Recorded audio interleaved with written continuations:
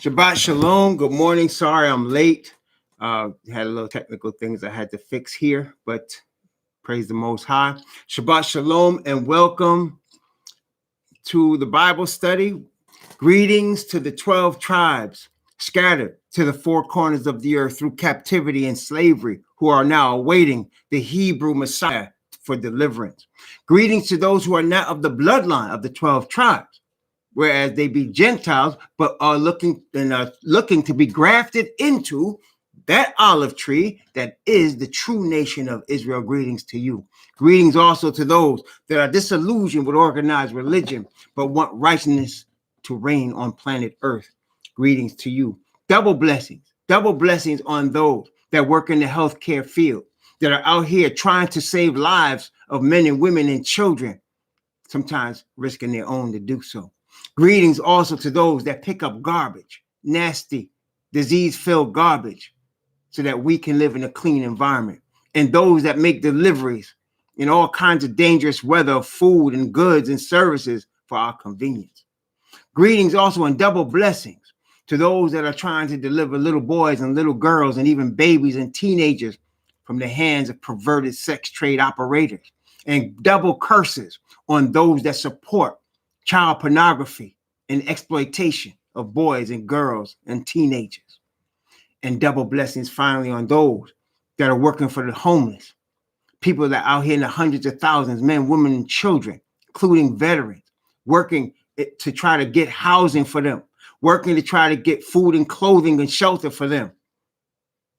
And double blessings on them. May the Most High send Messiah very shortly to put an end to homelessness and sex trafficking and disease. Shalom to all those in the chat. Shalom to all of you. Blessings to Antonio and Heavenly Garden and Mark and Lorna. Blessings to my brother WCK and Isha, my sister Junior. Blessings to DC Serious Food. Blessings to Junior. Blessings to all of y'all, wherever you are on the earth. Double blessings. We've been studying the book of Revelation, and we are in a very important part of the book of Revelation that we talked about last night. Last night, we talked about the introduction of the 144,000.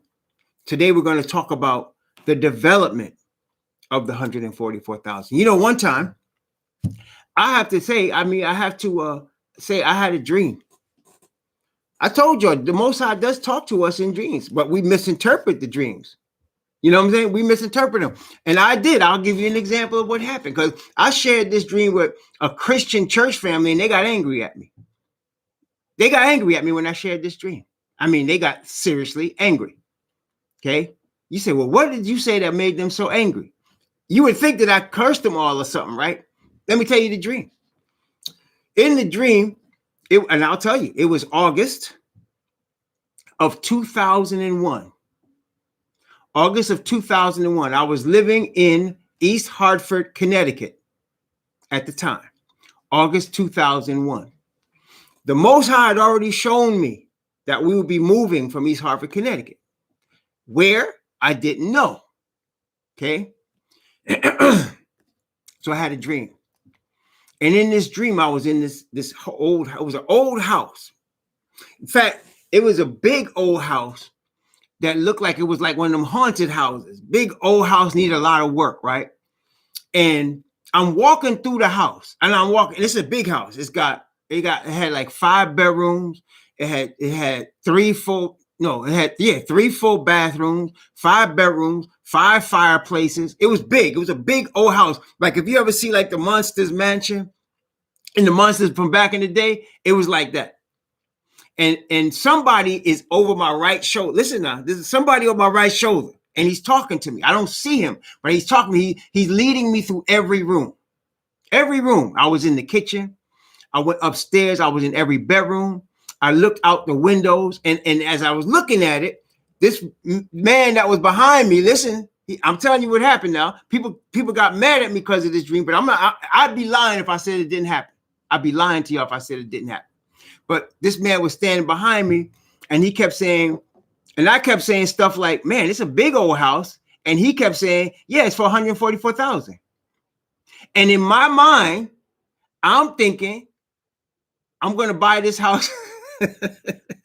I'm gonna buy this house for 144,000. That's what I was thinking. I went to a room, I looked out the window, and I saw all these woods. And I said, oh, my kids could play in those woods. That'd be good. I said, and then he was like telling me, but that's not part of the property. But yeah, your kids could play there. It's for 144,000. And I said, yeah, it's pretty good. It's a big old drafty house. But I said for 144,000. He said it's for 144,000. Right. So I saw all the rooms. And then I went in one of the rooms, and there was a Caucasian woman, and the rooms had wooden floors, and she was sanding. She was refinishing the floor. She was sanding the floors in the room, and I saw that. And then I went and I saw this great room. I saw this great. He showed me all the house, and then I woke up. So I told my wife about the dream, and she said, well, that's a weird dream. I said, yeah. I said, we're gonna end up buying this house. I don't know where it is. I said, we're gonna end up buying it for $144,000, right? I'll tell you what happened. So that was August of 2001. In November of 2001, we were invited to New Hampshire. And when we went up there, we had never been to this place before. You know, New Hampshire from where we were was about 2.5 hours. So we drove it and we went up there, and it was in this small little picturesque New England town, right? And we went up this big mountain. In fact, the mountain was almost a mile going up.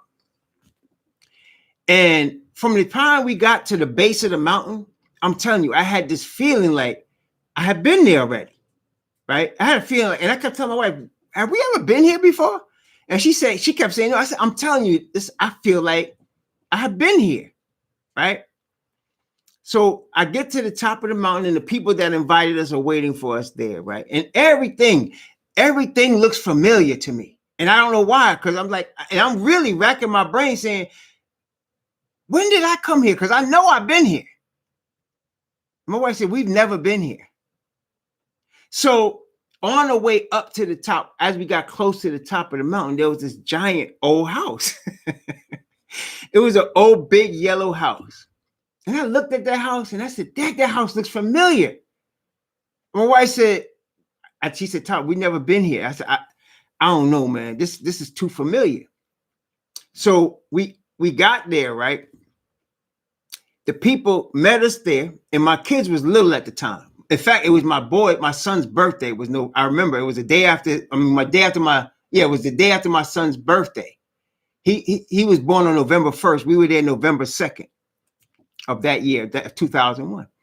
And they were little at that time. My kids were all like, my son at that time, he was about 9 or 10, and my daughter was about 8 or 9, and my other little girl was like 5. They were all little. So they saw all these woods and they wanted to play in them, right? And we get up there, and the people said, and one of the people told one of my kids said, man, this is nice to play. And the woman, I had never met her before. She said, you're going to be living here. She said, you're going to be living here. Okay. And I looked at her like, we don't even know her. We were invited there by strangers. They had heard about me, and I didn't even know who they were. Okay. So that was Friday. So at this time, because I had, as I mentioned to y'all, the Most High has showed me that we were going to be moving that year. He just didn't show me where we were going to be moving. So every morning I would get up before dawn, like at 5 o'clock, and pray and ask for guidance. See, this is what you got to do. I was asking for guidance, right? So on Sabbath morning, we had got there Friday. Sabbath morning, I prayed again. And we were staying in this building. It was another building that was up there. The property was 173 acres. And there were several buildings on the property. Apparently, it used to be a boarding school that had closed up. And these people were on it. They were renting it or whatever. And so we were in like what used to be the boys' dorm. My whole family was in there in different rooms, right? So I got up and found an empty room, and it was furnished. And I got up and found an empty room to pray. It was like 4 something in the morning, 5 in the morning. It was dark, and I got up to pray. And this time, it was different. This time was different because what had happened. Wait, let me go back for a second. What had happened? We met the people, and there was a bunch of Caucasian people there. We were the only black people there. Okay. There's a bunch of Caucasian people there.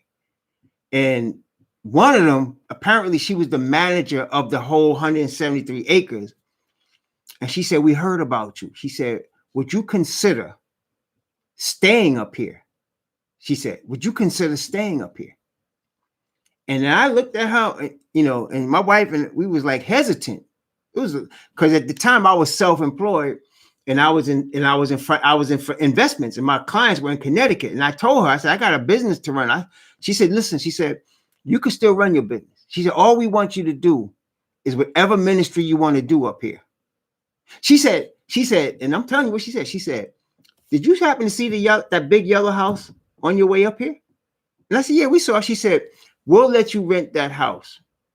It was about 5,000 square foot house. I told you, had, you know, 3 full baths, 5 bedrooms, but it was old, like a monster's house. She said, we'll rent you that house for $300 a month. I said, $300 a month.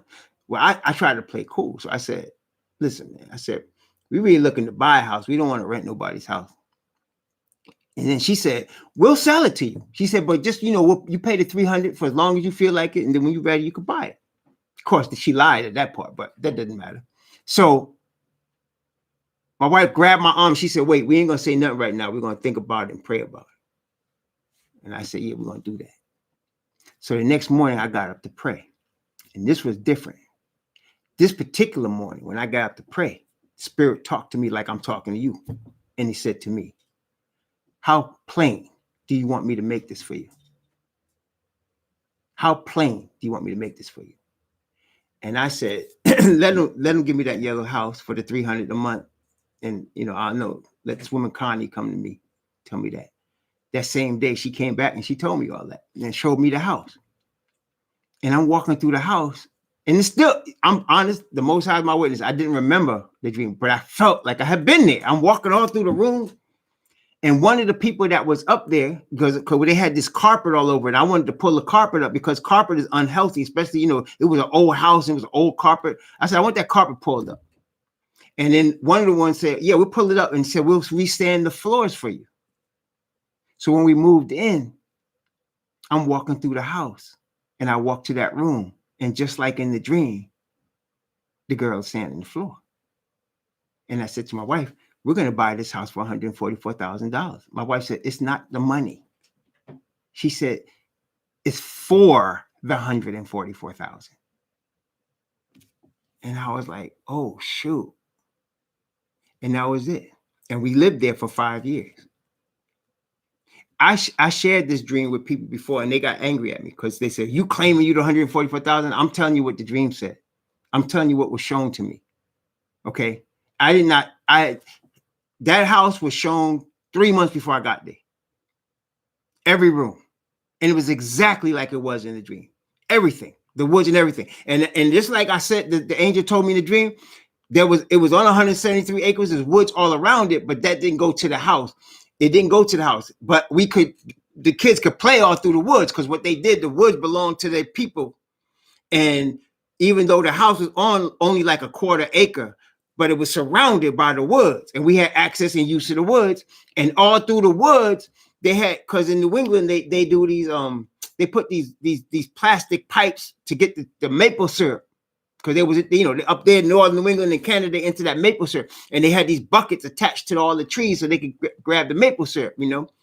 And they had, you know, these operations where they could boil it and all that stuff. But we stayed there for 5 years for $300 a month. And I'm telling you, he shows us these dreams. And I misinterpreted it. I said, we're going to buy the house for $144,000.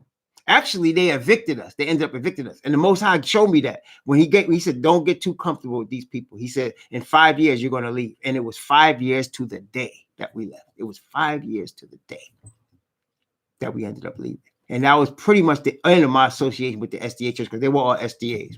That was the end of my association. But he brought me up there for me to develop and for my family to develop. It was, you know, I'm a hard nut to crack. There's no doubt about it. I'm hard-headed. See, he's telling me it's for $144,000. I'm talking about how I'm going to buy it for $144,000. But see, we misinterpret because of our own, you know, the way we think. We misinterpret, and the Most High will end up bringing it to us, what it really means, right? And so I don't even know why I brought that up, but anyway, I'm saying sometimes we misinterpret dream. Today we're talking about the development. Yes, that's why I brought it. We're talking about the development of the 144,000. And the people, when I told the people, this was a few years later when we moved down to by Martinsville, Virginia, the Most High sent us down there, but in Roanoke, Virginia, he sent us down there from New Hampshire. When we came down there, I was no longer considering myself an SDA, but because my wife and kids were, we would still visit the churches. Okay. And I shared that dream. And they all, man, this man thinks he's the 145,000. Who does he think he is? And then all of a sudden it became, I'm trying to take over the church, you know. And I wasn't even interested in becoming a member of the church. But that's what happened. And that's what happened when you sometimes share pearls with swine. But I'm sharing it with y'all this time because y'all not swine.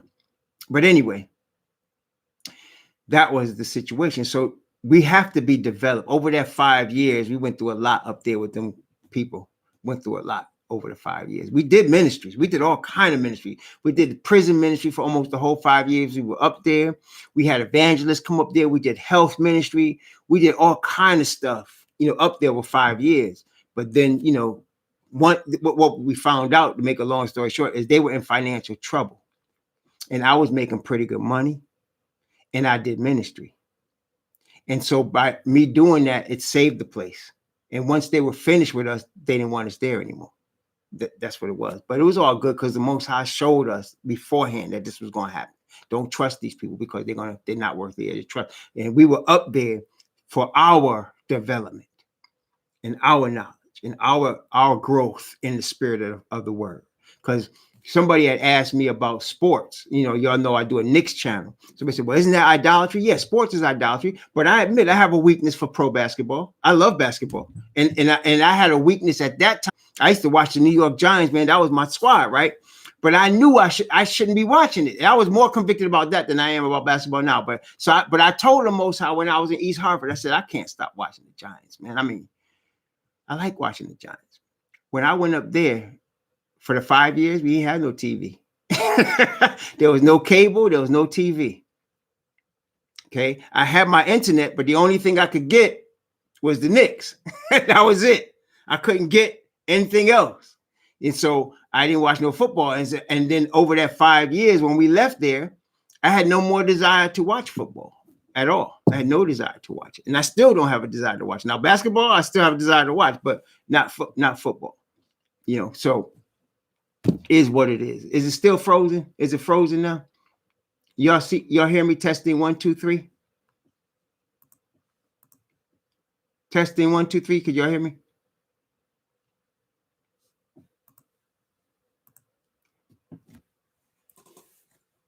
Yeah. We were there for our development. There's no question. We went through a lot. I can't go into everything we went through, but we went through a lot up there. And it was definitely for our development. It was no question. It was for our development. And that's the point we're getting into today. So we talked about Revelation 13 and the finished work of the beast in terms of its development.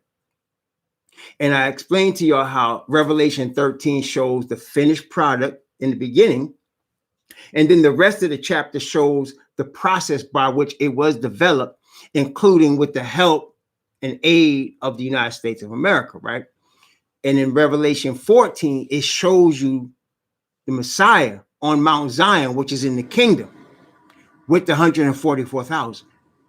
And the rest of this chapter is in going actually from here all the way through chapter 18 is going to show you how they got to that point and what it took to get to that point. So yesterday, when we read it, we started in Revelation chapter 14. You recall, we were talking about in Revelation chapter 14, we read the first 3 verses. And let's start from there. Revelation chapter 14, verses 1, 2, and 3.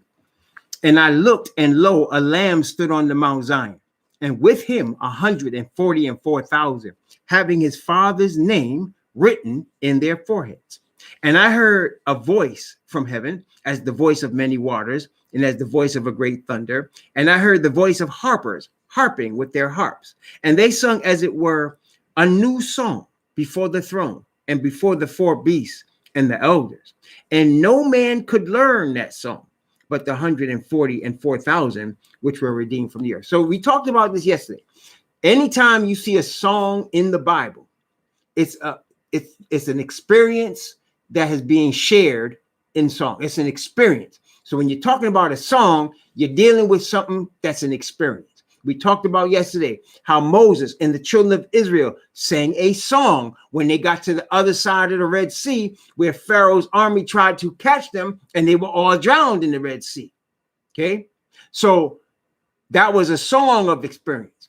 Moses wrote a song of experience it was a song of prophetic for the Israelites in Deuteronomy chapter 32 and 33. Okay, and then he wrote another song in Psalm 90. And then, of course, we know about David, and David had many experiences. We know even Psalm 51 is an experience that happened after the situation with Bathsheba and Uriah the Hittite. That was where Psalm 51 came from, that experience. His experiences in running for his life from Saul constitute multiple psalms. Okay, multiple psalms. Deliver me, he said. He's talking about his experience running from Saul. So songs represent experience. Now, this one here is representing an experience, but not only that, it says only the 144,000 can sing this song, because this song is an experience that only they share with Messiah and Moses. That's it. Now, being that you saw him standing on Mount Zion with Messiah, you say, where I get Moses from? That's in Revelation 15. Revelation 15, verse 3. And we're going to go into more detail on that when we get to it, but I just want to show you this part. And they sing the song of Moses, the servant of Yahweh, and the song of the Lamb. So Moses and the Lamb have some things in common. And 144,000 has some things in common with them. Okay. Now, what does Moses and Messiah have in common? Both of them, if you recall, in fact, let's take a look at it in Numbers. Numbers.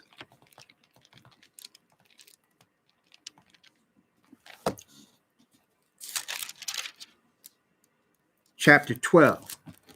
Numbers chapter 12. Watch this. Numbers chapter 12, beginning at verse 1. Numbers chapter 12, beginning at verse 1. I'm going to go from verse 1 down to verse 10. And Miriam and Aaron spake against Moses because of the Cushite, or the Ethiopian woman whom he had married, for he had married an Ethiopian woman. And they said, hath Yahweh indeed spoken only by Moses? Hath he not spoken also by us? And Yahweh heard it. Now, the man Moses was very meek, above all the men which were upon the face of the earth. Let's stop right here.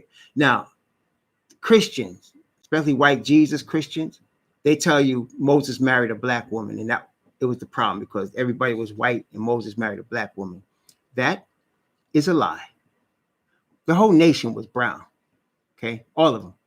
They ranged in color from what we have cream color here to dark as night and everything in between, because that's how we roll, right? So it wasn't that she was a black woman that was the problem. If you understand the Israelite nation, the Israelite people come from the seed of Jacob. Jacob, whose name was changed to Israel. They're of the seed of the Hebrews of Eber, who went from Eber down to descendants to Abraham, who was a Hebrew from the line of Eber and Sem, and from Abraham to Isaac, and from Isaac to Jacob, and then from Jacob to a nation, which is what they are here. Okay, so what was the problem? The Ethiopian woman was a Hamite. She was not a Hebrew of the lineage of Jacob. She was a Hamitic woman, a Cushite. That was the problem. She was not a Semite. She was not from Jacob's line. She was a Cushite. And it was very important to them. Why? Because, like you could see, it wasn't just them, because Abraham actually went through the trouble of sending for his son to get married to his own cousins, because he didn't want his son marrying Canaanites, which were also Hamitic. Okay. And then Isaac did the same thing. his son Esau married Hamitic woman, right? Married two Hamitic women. And then when he saw that didn't please his father, he married an Ishmaelite woman. But the father sent Jacob to marry his cousin, Rachel, because that was in the same Semitic line. Now, later on, Joseph was sent ahead of the Israelites, right? And slavery, sold by his brothers into slavery. And he ended up marrying a Hamitic woman. And two of the tribes of Israel are from Ham and Sem. But they're not. See, this is the thing. People in this day and age, because of the Caucasian development of what we call race, they didn't have race in the Bible. They did not have race. Nobody called themselves half white or half Hebrew. They didn't do that in the Bible. That came when they started creating race, Asiatic and Negro and so Caucasian. That came from scientists of the Caucasians. The Bible doesn't do that. Okay. But in the Bible, whichever one is the Hebrew, that child's a Hebrew. Whichever one. So Joseph was the Hebrew. So two of his sons, Manasseh and Ephraim, became two tribes in Israel. Okay. Later on, you see the apostles in Acts chapter 15 making a declaration that the Gentiles converted to the way of Messiah don't need to be circumcised. That's chapter 15. But in chapter 16, the very next chapter, Timothy, whose father was Greek and his mother a Hebrew, was circumcised. So he can go into the temple because he was a Hebrew. There's no halves in the Bible. Okay, when you got the seed of Abraham, Isaac, and Jacob in you, that's who you are. That's the dominant to the Most High. Forget what the other half was. Okay, so they did not want Moses. They were still stuck on Moses marrying this Hamite. And they were talking about him behind his back and doubting his leadership. Have not Yahweh also spoken to us? Didn't he speak to you and I too, brother? Aside from Moses? Okay, and the Bible then says Moses was meek. He said, of all the men on earth, he was meek. What does that mean? He stayed cool. He knew his brother and sister were talking about him behind his back, but he didn't trip. He stayed cool. That's what meekness is. Meekness is staying cool under pressure. That's what it is. Okay, most people, they mistake it for a weakness. It's not a weakness. Meek is staying cool under pressure, not getting riled up because somebody is talking about you behind your back and you are aware of it. That's what Moses was aware they were talking about him. He wasn't ignorant of that, but he stayed cool. Okay. So now, yes, Ruth was a Moabitess. She was a Moabitess. But see, it's just like now, you got people that understand all of us come from Adam, right? But there is an order. But you got people that are racist and think that their race is superior, right? Apparently, you still had that problem in Israel. For Miriam and Moses, Miriam and Aaron to be talking this old mess when Joseph, two of the tribes were from Hamitic people. Okay, two of the tribes that Joseph had, Ephraim and Manasseh, and Joseph got the blessing of the firstborn. That's why he had two tribes represented. Because he got the blessing of the firstborn. You say, well, Reuben was born first. Yeah, but Reuben slept with one of his father's concubines. Joseph was the firstborn of Rachel. And he got the blessing of the firstborn. The firstborn get the double blessing of the inheritance. And that's why there were two tribes in Israel that is Joseph's seed, Manasseh and Ephraim. Okay. And that was from Joseph with his Egyptian or Mizraim wife. So now they're talking about Moses because he's getting a Cushite woman as one of his wives. He got a Cushite woman. Okay. So let's continue. Verse 4. Numbers chapter 12, verse 4. And Yahweh spake suddenly unto Moses and unto Aaron and unto Miriam. Come out ye three unto the tabernacle of the congregation. And they three came out. And Yahweh came down in the pillar of the cloud and stood in the door of the tabernacle and called Aaron and Miriam, and they both came forth. So he appears in a cloud. They couldn't see him, but he's in a cloud. Okay. And he said, hear now my words. If there be a prophet among you, I, Yahweh, will make myself known unto him in a vision and will speak to him in a dream.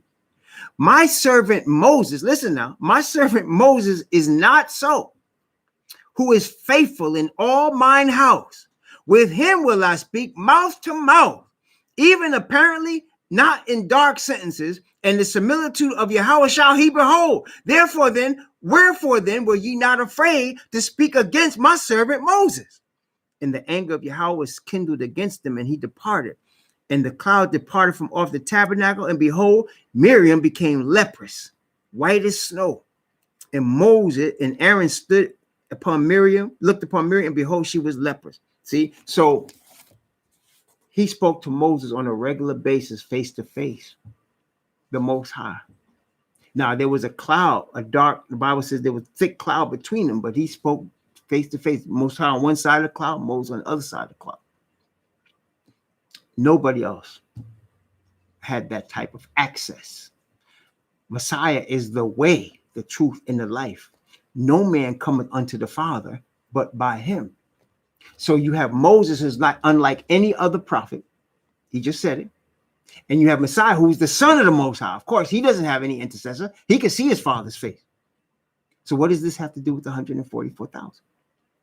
Once the number, you have to first understand what we studied when we first looked at the book of Revelation. The nature of the sanctuary service. The nature of the sanctuary service. The reason Messiah is called the way to the Father is because he is the high priest in the heavenly sanctuary. And only through him do we get access to the Holy Father, the true heavenly Holy Father. Messiah, it represents us to the Father as the Son of Man. He represents our humanity to the Father. And he presents his perfection over our humanity. And he comes back to us and represents to us our heavenly Father as the Son of Yahweh, representing the perfection of righteousness to us. That's why he's called the Son of Man and the Son of Yah, because of what he represents and who he's talking to. Now, as the high priest, there will come a time when he's finished as that position. Remember, he has been appointed this world as his kingdom. When he comes to take his kingdom, he is no longer the high priest. And when he's no longer the high priest, there is no longer an intercessor. There's no Son of Man, Son of God intercessor between earth and Father. So the whole planet is going directly to the Father with no intercessor.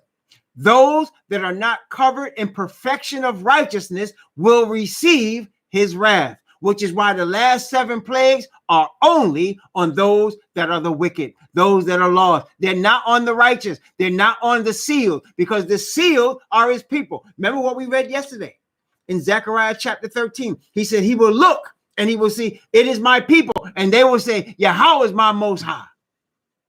Because they're going to be sealed in the perfection of righteousness that will cause them to be able to be directly with the Father in a line with no intercessor. Whereas all people on the planet Earth that still have sin remaining on them, they're going to have a problem. They're going to have a serious problem. And that experience of having no intercessor is only experience shared by Moses, Yahushua, and the 144,000. That is part of the reason they will sing a song that nobody else can sing. Now think about the trials and tribulations of both Moses and Messiah.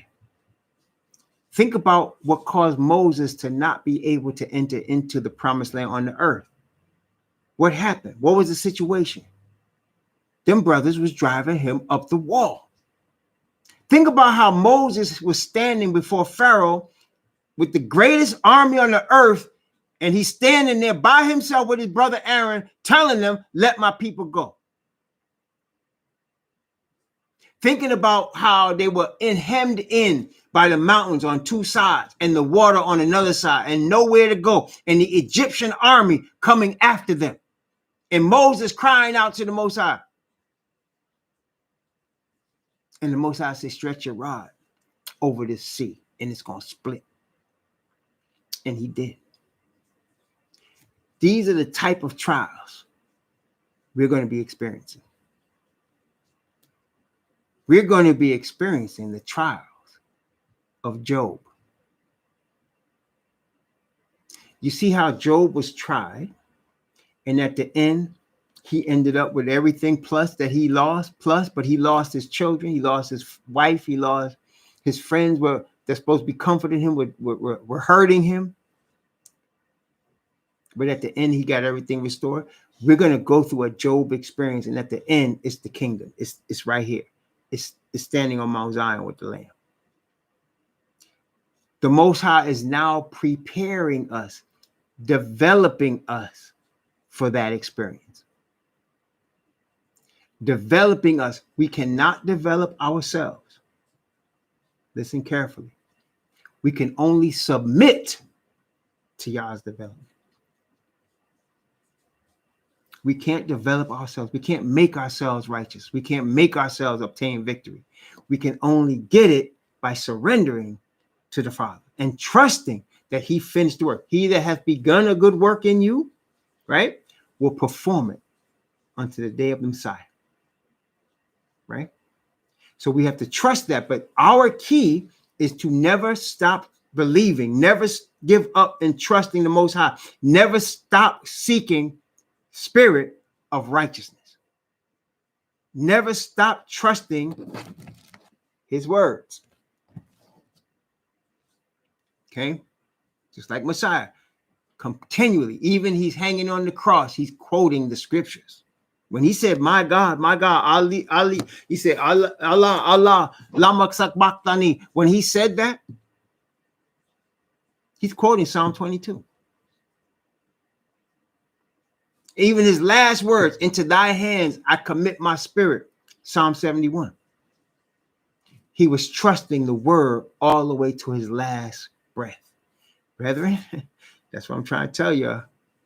No other book is like this book. Don't let anybody with their all so-called intelligence tell you, go get this one, or go get that one. They've been hiding books from us. We have a Most High Yahweh who is in charge of everything he gives in our lives. There is no second, not 1 millisecond of the life of a man or woman that's chosen by the Most High that's not preordained by him. Y'all need to understand that. Don't ever think that what the Most High wants to reveal of us can be stopped by any church. They hid books from us. They ain't hid nothing from us. What we have is what we're supposed to have. That's what we're supposed to have. And if there is anything else, the same spirit will reveal that to us as well. But what we have is what we have been ordained before this earth was founded to have. Before the earth was founded. Before it was created, he already knew what we needed now. He's the Alpha and Omega. Man can hide whatever he wants. He can't do nothing against the Most High when it's his will. And it's his will. We have this book right here. And trust in it. Okay, trusting it in the Spirit of the Father above all. That's part of our trial. Okay, let's turn to Hebrews. Hebrews chapter 4. Hebrews chapter 4. Now, obviously, this epistle here is called Hebrews. And when you read it, you understand it was written for the bloodline Hebrews. It was written for them. Okay. And those of you who are grafted in, if you want to understand the ways of the bloodline Hebrews, as you should, you want to read this here epistle. Okay. I'm going to start chapter 4. I'm going to start at verse 12. Hebrews chapter 4, beginning at verse 12. Notice what it says here. For the word of Yahweh is quick and powerful and sharper than any two-edged sword, piercing even to the dividing asunder of soul and spirit and of the joints and marrow, and is a discerner of the thoughts and intents of the heart. Neither is there any creature that is not manifest in his sight, but all things are naked and open unto the eyes of him with whom we have to do. Seeing then, watch this, Seeing then that we have a great high priest, that's Messiah, that is passed into the heavens, Yahushua, the Son of Yahweh, let us hold fast our profession. For we have not an high priest which cannot be touched with the feelings of our infirmities, but was in all points tempted, like as we are, yet without sin. Let us therefore come boldly unto the throne of grace, that we may obtain mercy and find grace to help in time of need. He set up this sanctuary service for us to be delivered from our sin. Messiah did not volunteer himself to be the sacrifice of sin. Father sent him. Messiah did not, as we will see when you read chapter 5, he did not volunteer himself to become high priest. Father appointed him. Chapter 5, verse 1. For every high priest is taken from among men, is ordained from men in things pertaining to Yahweh, that he may offer both gifts and sacrifices for sins, who can have compassion on the ignorant and on them that are out of the way, for that he himself also is compassed with infirmity. And by reason hereof, he ought, as for the people, so also for himself, to offer for sins. Watch verse 4. And no man taketh this honor unto himself, but he that is called of Yahweh, as was Aaron. So also Messiah glorified not himself to be made an high priest, but he that said unto him, Thou art my son, today have I begotten thee. Father appointed him to be the high priest. Father appointed the system whereby you and I will overcome all our sin. Father has appointed this, and he's telling us, don't be scared to go to your Father through the Messiah. He said, come boldly to the throne of grace. This is what grace is. It's the power of Father's perfect righteousness covering us in our imperfection. That's what it is. That means we don't deserve to be called righteous. We don't deserve to have that perfection given to us, but he gives it to us as a gift. He ordained it through Messiah. Okay? He ordained it through Messiah. This is part of our development and is extremely important right now in the history we are right here, where we're just a few years from the establishment of Messiah's kingdom for the development of the 144,000. Because when you come to the Father confessing your sins and the sins of your fathers in the sacrifice of Messiah, he forgives you your sins. He forgives you everything from the past. Okay? Now, there's some things maybe he wants you to do. Maybe some people you need to apologize to. He will show you that. But he, at the end of the day, cleanses you from all unrighteousness.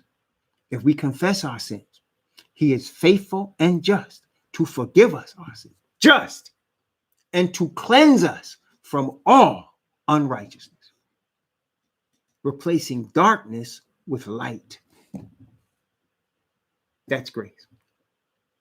And that's why it's called the throne of grace. And that's why the covering of the tables of the covenant in the most holy place, which we're going to see as we continue studying the book of Revelation, which we already saw in the seventh trumpet. But the covering of the covenant, the tables of the Ark of the Covenant, is called the mercy seat, because that's where we obtain mercy.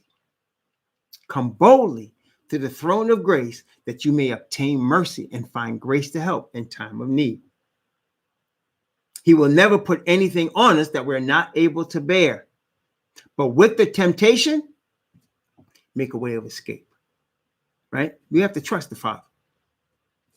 This trust that we have in him, it's a process. It's like a marriage.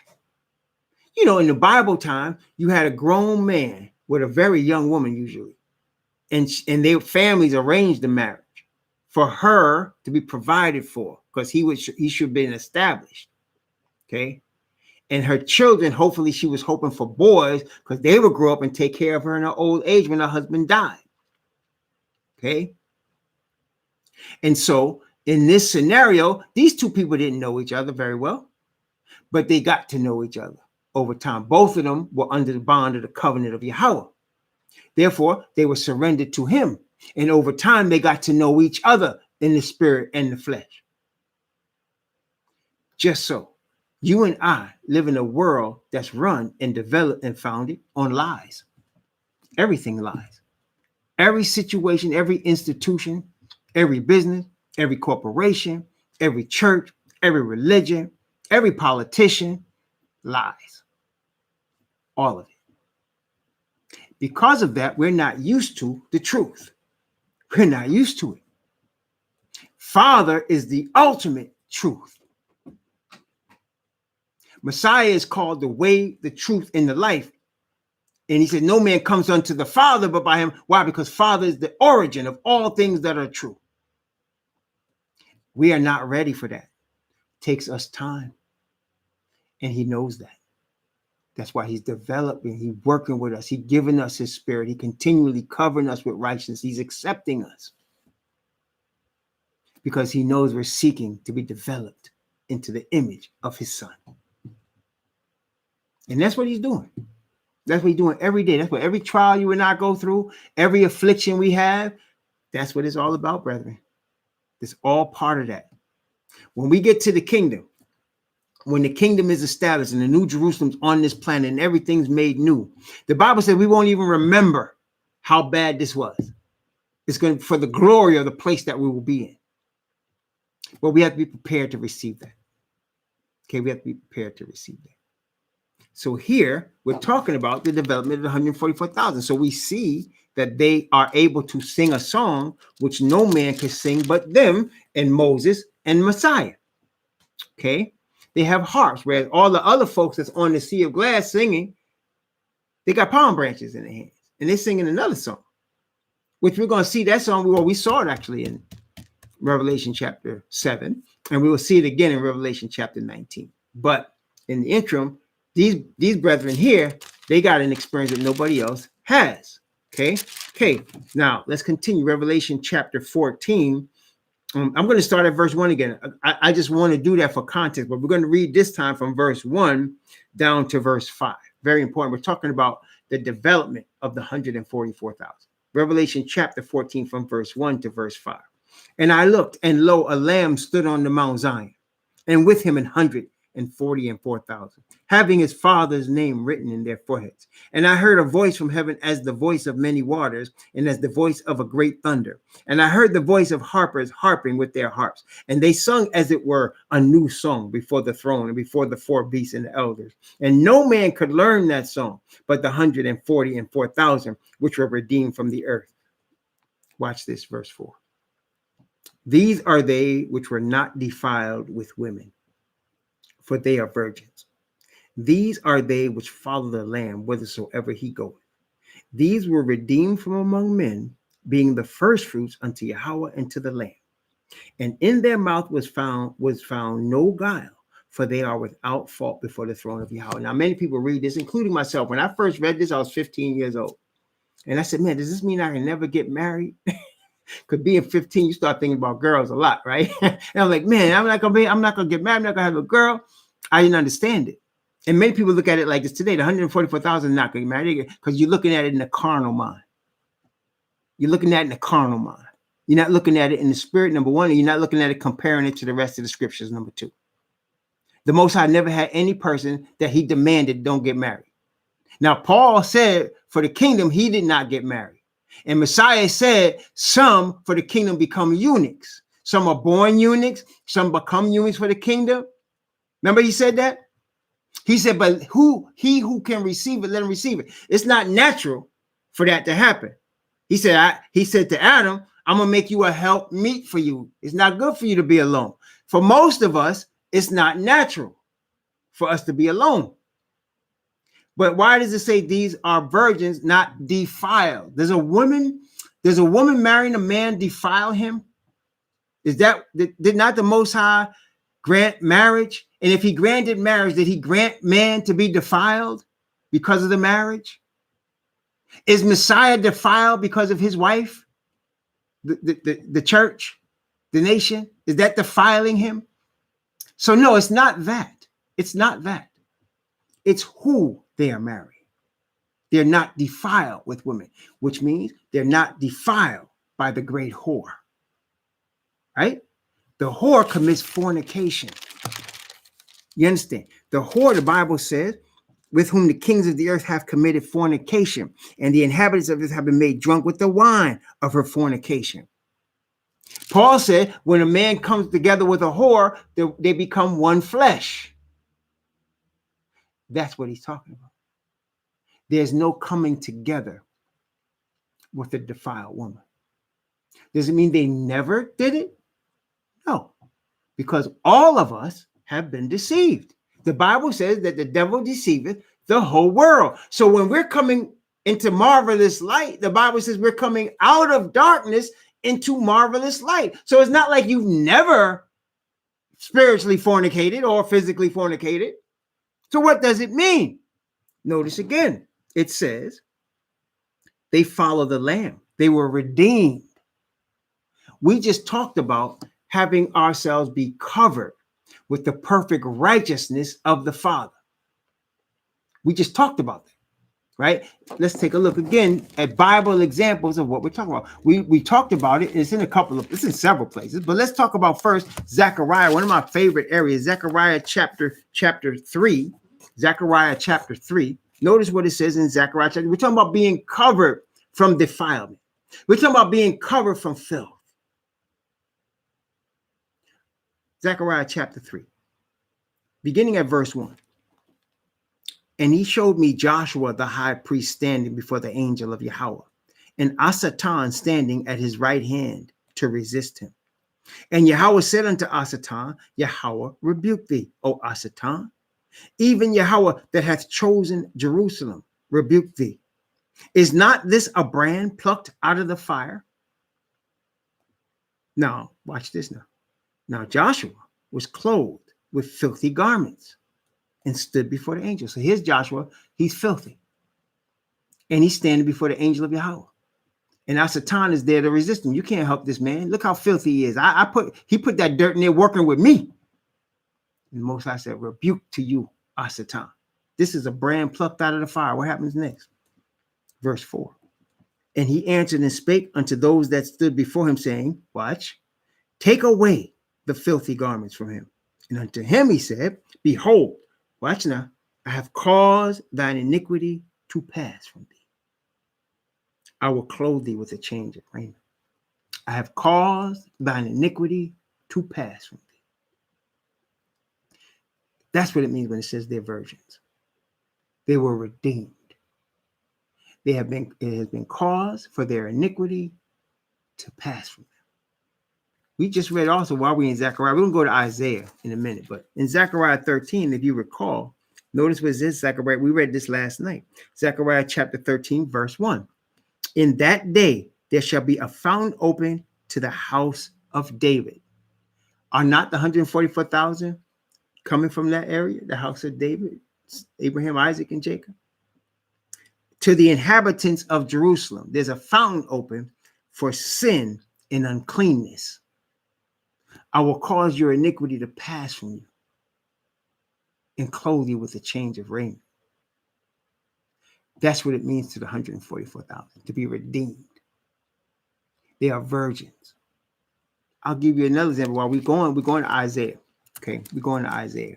But on our way to Isaiah, remember Mary Magdalene? Mary Magdalene was a whore that became a virgin again. Mary Magdalene was a whore that became a virgin again.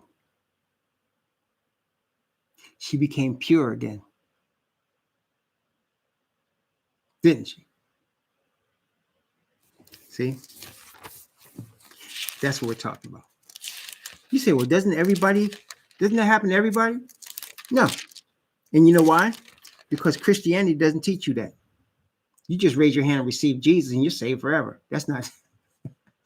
This is a commitment to the Father's righteousness that does real cleansing. It makes real everlasting change. Everlasting change. Isaiah chapter 61. Isaiah chapter 61. We're going to read from verse 8, but we're focusing on verse 10. But let's read from verse 8 down to verse 10. Actually, from 8 to verse 11. Okay, talking about the kingdom. This is. For I, Yahweh, love judgment. I hate robbery for burnt offering. And I will direct their work in truth. And I will make an everlasting covenant with them.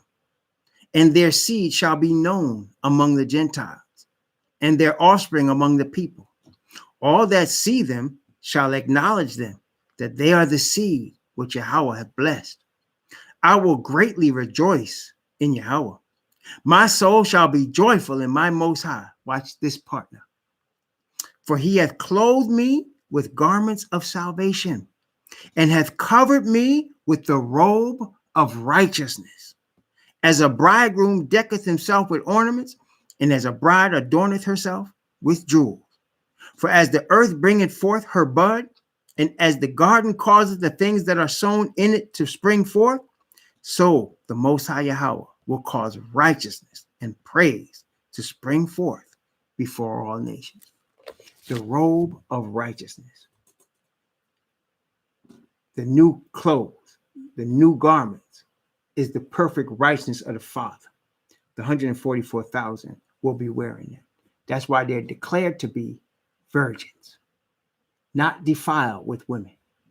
They have been cleansed. Also, this obviously means they're all truth. They're 100% truth. How do you become 100% truth? You keep surrendering to the Father. You keep seeking the spirit of his righteousness. You keep trusting his word. Nothing else. I'm not saying they know everything, but I'm saying what's been given them, they hold on to. And they will refuse anything that's not true. We talked the other night about standards of righteousness, didn't we? And we talked about the word being a standard of righteousness. We talked about the Father's Spirit being a standard of righteousness, the covenant being a standard, Messiah being a standard of righteousness. So everything that we have been presented with must measure up to these standards. If it doesn't, we don't want anything to do with it. Because the goal of the 144,000, their only goal is to bring glory to the Father. Why? Because that is the goal of their Messiah. Messiah's only goal is to bring glory to the Father. Yes. Virgins in the Spirit because of righteousness in the Spirit given to them from the Father. Okay? And that's because they've been committed to the glory of the Father completely. And you think, well, wouldn't everybody be that? Do y'all really think everybody's committed on this planet? Even we just talk about the religious world. Do you think even the majority is committed to the glory of the Father alone? I can speak for myself. Many times in my life, I have not been. But because of his mercy, he would spank my behind, chasing me, put me on my back many times for me to learn. Because he knew deep in my heart, that's what I want. In fact, I would say that's what I want while I was doing the opposite. But he would always bring me back. That's why I was telling somebody the other day, man. I was talking about sports. And I said, I don't want to be a hypocrite. I ain't going to say I got victory over sports when I don't. Or I don't like the Knicks. I don't watch them anymore. I'd be lying. But I'm believing that eventually there'll be none of that in my life. Eventually, I'm going to not have any of that. I was going to be fully committed to just Father's truth. And that's it. Eventually. But that's what I want. I'm striving for that. That's what Paul said in Philippians. He strives for the perfection. He forgets what's behind him and goes forward. That's what we all seeking to do. In the meantime, Father's covering us with his own righteousness, his robe. We don't deserve that. Joshua standing before the high priest didn't deserve that.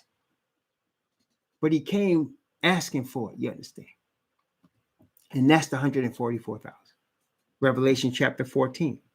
These are they which were not defiled with women, for they are virgins. Watch this next part.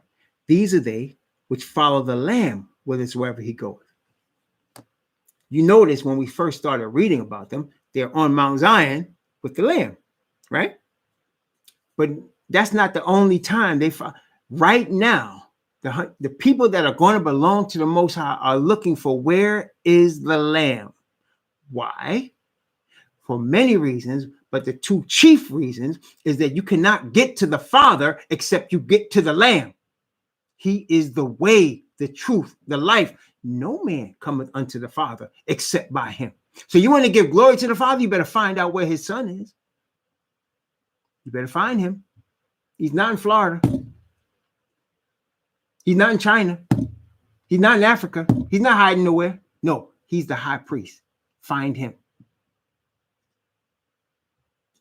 Number one. Number two reason is that it's through him that we bring glory to the Father. You need to find him to get to the Father, and through him, you get glory to the Father. Therefore, wherever he is, that's where your mind is. That's where your goals are. That's where your hope is, wherever he is. They follow the Lamb whithersoever he goeth. Wait, it's going to get deeper in a second. Not just that. Not just that. When the Lamb is finished his work as the high priest, when he's done, when numbers made up and he's on his way back to claim this earth as his, when he comes back to do that, the 144,000 will be aware of it. Why? Remember what he told his disciples? I call you friends. For whatsoever the Father revealed to me, I've shown you. Isn't that what he said? I call you friends. He said, I don't call you servants. He said, I call you friends. Why? Because whatever the Father's shown me, I show you.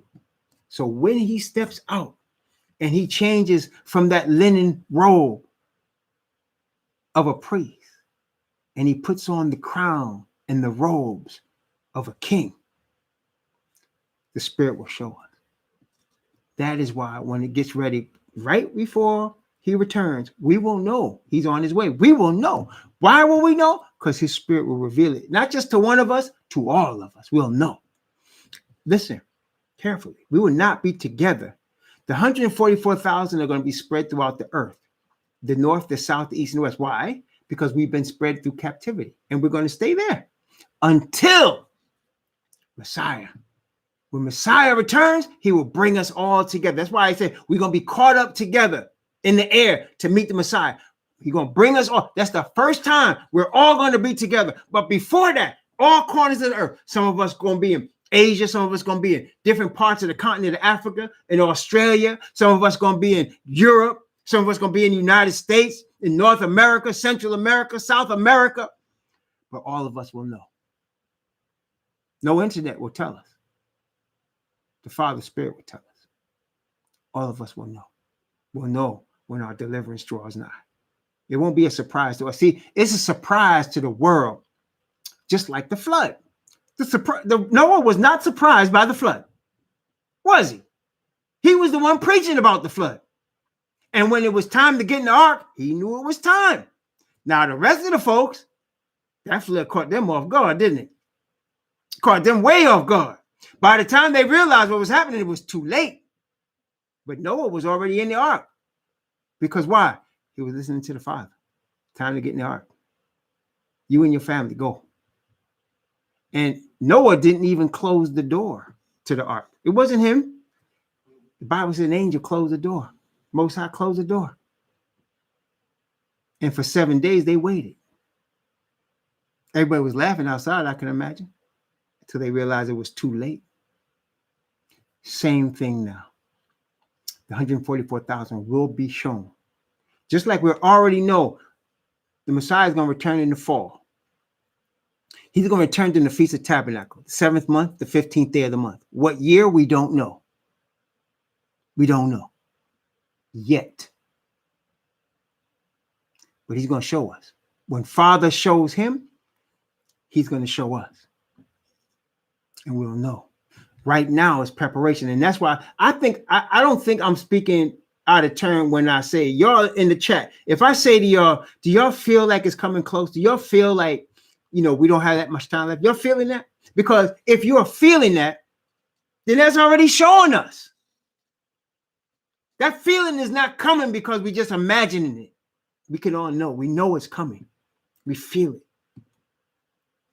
And when it's all time, when it's said and done, we're going to know. Okay? He's not revealed it to us yet, but he's going to. He's going to. All right? So they follow the Lamb whithersoever he goeth. Okay? Let's continue. Verse 4. These were redeemed from among men. That's the important part that we need to understand. We were redeemed. If the 144,000 were like without sin, never got married, and so pure, they would not need to be redeemed. Something is redeemed because it's brought back from the scrap heap. You understand? Mary Magdalene was redeemed. Was she not? It's not any person that comes to this truth, this marvelous light, redeemed from darkness. All of us are. 144,000 are no different. They were redeemed from among men. Remember we studied Zechariah last night? People say, I'm no prophet. I was I was keeping fruit from my youth. These are people that's going to be called. Just like the apostles. Here, two brothers, and then another two brothers, they fishermen. They fishing. Their job is to get fish and sell it. That's not, uncommon, right? And all of a sudden, here, Messiah, follow me. The Bible said they dropped their nets and followed him. Here's Matthew in the tax office at the IRS. Here he is. He's in the tax office. He's in the local tax office of the IRS in Galilee. Messiah comes to the office. Follow me. He's up and gone, man. Job done. Okay? Follow me. They were redeemed from among men. The day before that, here's Matthew in the tax office, and there's people cursing about him because he's collecting taxes for the Romans. He's working for the Roman government. You say, man, you scoundrel, right? I mean, how you feel about the IRS? I know how I feel about it. My daughter, I do her taxes, right? She said, Daddy, I think it's time for me to do my own taxes. I said, not this year, baby. I said, you don't want to make no mistakes with the IRS. Let me do them this year. Let me show you how we do it. And then, maybe 2 years from now, you'll do it. Don't make no mistakes with them. They will come after you. Okay. So here's Matthew. He's working for the IRS. And the people hate the tax collectors. Did they not? Next day, though, he's not a tax collector anymore. He's redeemed. So I say, follow me. Okay? Follow me. These men were fishers. People with scholarships and people with education look down on them. These are some ignorant fishermen. Not anymore. See, you're not fishing. You're going to fish men now. Follow me. That's the 144,000. Just regular people. You're not going to see them televangelizing with a stadium full of people like Billy Graham or Creflo Dollar. They're not going to be out here with all kind of people following them and bugging for them because they're going to think they're going to get rich or get rich gospel. You're not going to see them. Okay, you're not going to see them. They're going to be regular people working regular jobs in regular society. And if you understand that they're really poor Hebrews, you really don't know who they are, do you? They could be a garbage man. I asked for a double blessing on garbage man. They could be a delivery man. Right? He could be a garbage man, delivery man. He could be working in the people that sweep the floors. Right? You don't know. It could be anybody, but it's going to be a regular person. Okay? Be a regular person.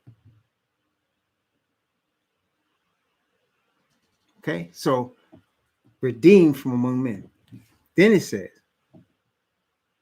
being the first fruits unto Yah and to the Lamb. What does that mean, the first fruit? Well, generally in the Bible, they could be exactly. Brother Walter, you got that's it. They could be homeless right now. They could be homeless men right now. That's exactly right. That's exactly right. That's exactly right. Okay? That's exactly right. So now, the first fruits. First of all, what does that mean? The first fruits. That means the best. People get confused when they say, it's the first ones. That doesn't necessarily mean that's not what it's dealing with, just the first thing. It's the best thing. That's the first fruits. The best thing. They are the first fruits unto Yah and to the Lamb. Why? Why? Because they are the best that the grace of Yahweh has produced. That's why. They are the best that the grace of Yahweh has produced. That's why. Please stick close to this word. This King James one. Stick close to this word, man. Stick close to this one. It's the only true one. The rest of them are done by Jesuits. The rest of the Bible versions are done by Catholic Jesuits. It could be a disabled person. It could be. I'm trying to tell you. Hey, listen. Did Messiah raise up disabled people? Did he heal disabled people?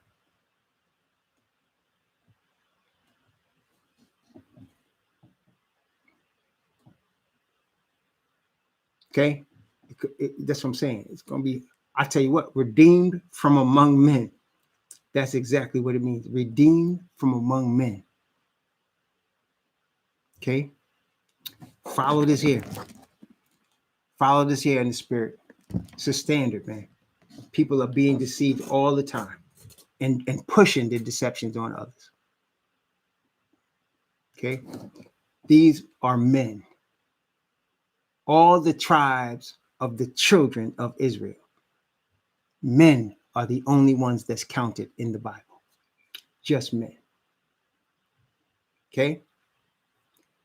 Revelation chapter 14. And I'm not going to have no woman try to teach me either.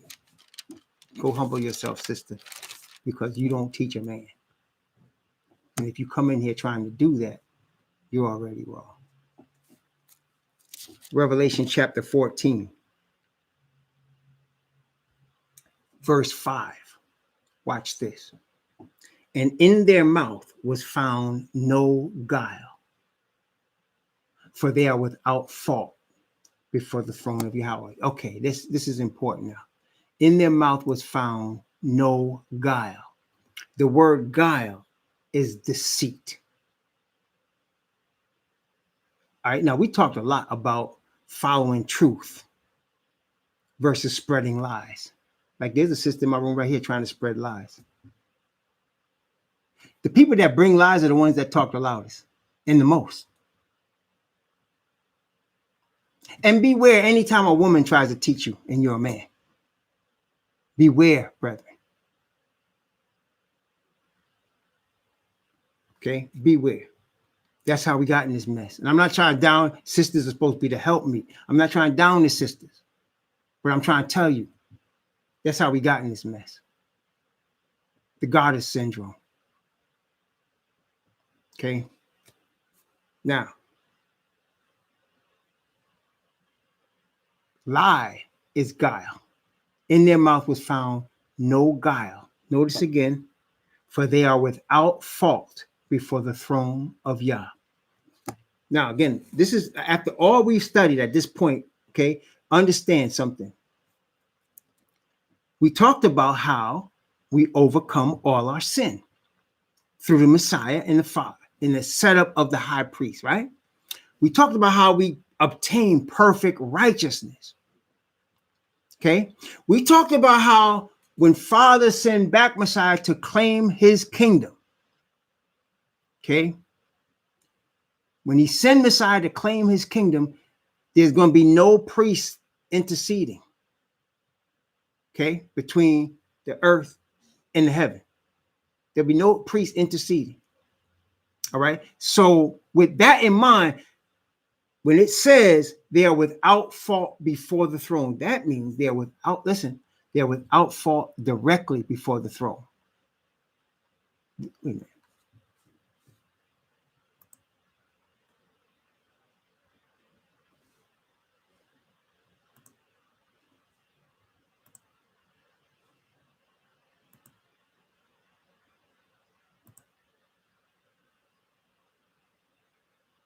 Okay.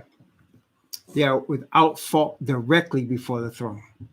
That means that they are covered, they're sealed. Remember now, the Bible said that the 144,000 are sealed in the Father's in their forehead by the Father. They have the Father's name. Even here, it said they had the Father's name written in their forehead. Okay, had the Father's name written in their forehead. It says that hold the winds until we have sealed the servants of our God in their forehead. Now, to be directly before the throne without fault means you have been sealed in the perfect righteousness of the Father. Remember what the Bible said. First of all, let's look at Isaiah chapter 8. Isaiah chapter 8. This is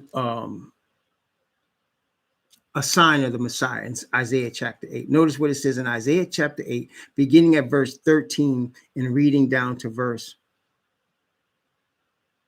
16. Okay. Sanctify Yahweh of hosts himself. Let him be your fear and let him be your dread. And he shall be for a sanctuary, but for a stone of stumbling and for a rock of offense to both the houses of Israel, for a gin and for a snare to the inhabitants of Jerusalem. And many among them shall stumble and fall and be broken and be snared and be taken. Bind up the testimony. Seal the law among my disciples. Bind up the testimony. Seal the law. Okay, so we're sealed in the Father's law. His law is a testimony. Remember we talked about that? His law bears witness of his character of perfect righteousness. Same chapter, but verse 20, Isaiah chapter 8, verse 20. To the law and to the testimony, if they speak not according to this word, is because there is no light in it.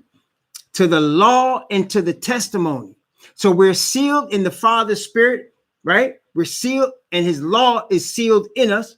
That's the covenant.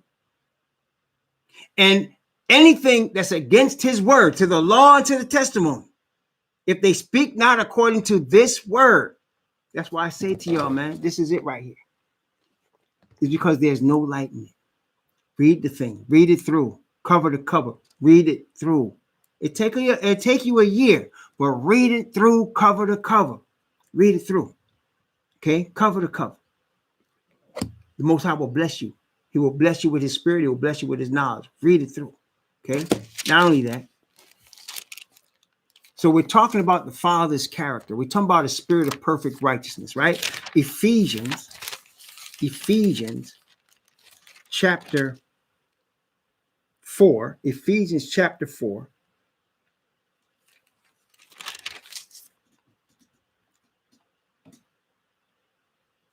Ephesians 4, talking about guile, right? Ephesians chapter 4, verse 29 and 30.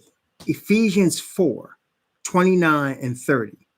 Let no corrupt communication proceed out of your mouth, but that which is good to the use of edifying, that it may minister grace unto the hearers. And grieve not the Holy Spirit of Yahweh, whereby ye are sealed unto the day of redemption. So, seal the law and you're sealed by his spirit. What does that mean? That means the spirit of perfect righteousness of the Father is in harmony with his law, in harmony with righteousness. 144,000 are without fault before the throne. They can stand directly before the Father in perfect righteousness because they've been sealed. By that time, When the time Messiah returns, they'll be sealed in perfect righteousness, okay, by his spirit. And so that's why they're redeemed from among men, first fruits unto Yah, unto the Lamb. In their mouth is no deceit, no guile, nothing but truth. We don't have no agenda to be a goddess. We don't have no agenda to start a church. We don't have no agenda to reach in your pocket and get money. It's all for the Father's glory. Everything. Straight truth.